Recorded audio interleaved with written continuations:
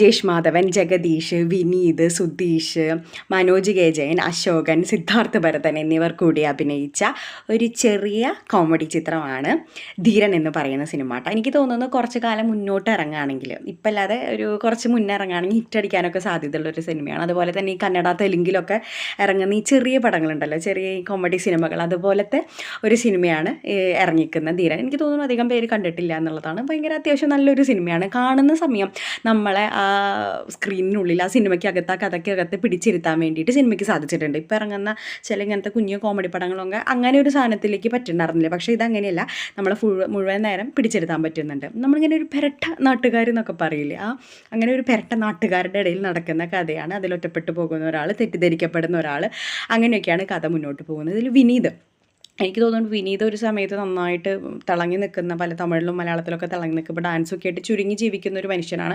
അയാളുടെ ഒരു ക്യാരക്ടർ ഭയങ്കര അടിപൊളിയായിട്ട്, എന്ന് വെച്ചാൽ ആളെങ്ങനെയാണെന്ന് വെച്ച് കഴിഞ്ഞാൽ കാറിൽ പോയി കഴിഞ്ഞാൽ ശത്രുക്കൾ കാറടിച്ച് കൊല്ലുന്നു വെച്ച് സ്വന്തമായിട്ട് ലോറിയിൽ പോകുന്ന ഒരു ആളാണ്. അത് നന്നായി ചെയ്തിട്ടുണ്ട്. പിന്നെ ഇതിൽ അശോകൻ്റെ ഫസ്റ്റ് സിനിമ തുടങ്ങുന്ന സമയത്ത് ഒരു പ്രപ്പോസൽ സീനുണ്ട്. പ്രായമായ ആൾക്കാരാണല്ലോ, അപ്പോൾ ആ ചേച്ചിയുടെ അടുത്ത് ഇങ്ങനെ പറയണതാണ്, അടുത്ത മാസം ജനിക്കാൻ പോകുന്ന നിങ്ങളുടെ പേരക്കുട്ടിക്ക് അച്ചാച്ചനാവാൻ എനിക്ക് താല്പര്യമുണ്ട്. അപ്പോൾ അവർ പറയുന്നത് എനിക്ക് നാട്ടുകാരെ പേടി. അപ്പോൾ നമുക്ക് മനസ്സിലാവും, പിന്നെ അങ്ങോട്ടാണ് മനസ്സിലാവുക ഈ നാട്ടുകാർ എത്ര ഭീകരന്മാരാണ്.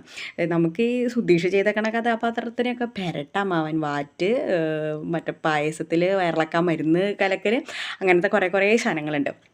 ഇതെങ്ങനെ കഥയുടെ പ്ലോട്ട് എങ്ങനെയാണെന്ന് വെച്ച് കഴിഞ്ഞാൽ, നമ്മുടെ അതിലെ ഒരു നായകനെ, നമ്മുടെ ധീരനെ തമിഴ്നാട്ടിൽ ഇതുപോലെ ഡെഡ് ബോഡി ആയെന്ന് പറഞ്ഞിട്ട് ഇവരൊക്കെ കൂടെ ആംബുലൻസ് വിളിച്ച് കൊണ്ടുവരാൻ പോണതാണ് സിനിമ. തമിഴ്നാട്ടിലേക്ക് കൊണ്ടുവന്നതാണ്. എല്ലാം കൺവിൻസിങ് ആണ്. നമുക്കിങ്ങനെ പറയില്ലേ, നമുക്ക് ഇങ്ങനെ ആസ്വദിച്ചൊക്കെ കാണാൻ പറ്റുന്ന ഒരു സിനിമയായിട്ടാണ്. ഇതിൻ്റെ പാട്ടുകളൊക്കെ ഭയങ്കര രസമാണ്. നമുക്കിങ്ങനെ ഫീലായിട്ട് ഇങ്ങനെ ചില സിനിമകൾ ഇപ്പോൾ കാണുന്ന സമയത്ത് ഈ പാട്ടും സിനിമയും തമ്മിലൊരു ബന്ധമില്ലാത്ത പോലെ തോന്നും. അപ്പോൾ ചില സമയത്ത് നമുക്ക് അടിച്ച് കളയാം എന്നുള്ള രീതിക്കൊക്കെ തോന്നും. അങ്ങനെയൊന്നല്ല, ഇതിങ്ങനെ കണ്ടുകൊണ്ടിരിക്കാൻ നല്ല ഫീൽ ഗുഡായിട്ട് കണ്ടുകൊണ്ടിരിക്കാൻ പറ്റുന്ന ഇതാണ്. ഇത് അഭിനയിച്ചവരെല്ലാം കൺവിൻസ് ആയിട്ട് ചെയ്തിട്ടുണ്ട്. അത് ഞാൻ ഇൻ്റർവ്യൂ ഒക്കെ നിങ്ങൾ കണ്ടിട്ടുണ്ടാവും, അടിപൊളി ഇൻ്റർവ്യൂകളുണ്ട്. ഇവരുടെ കാസ്റ്റ് ഓക്കെ, ഇങ്ങനത്തെ കാസ്റ്റാണ്. കാരണം ജഗദീഷ് ഉണ്ട്, മനോജ് കെ ജയൻ, സുധീഷ്, അശോകൻ, പഴയൊരു വലിയ ഹിറ്റുള്ള ആളുകൾ എല്ലാവരും ഒരുമിച്ച് വരുന്നതാണ്.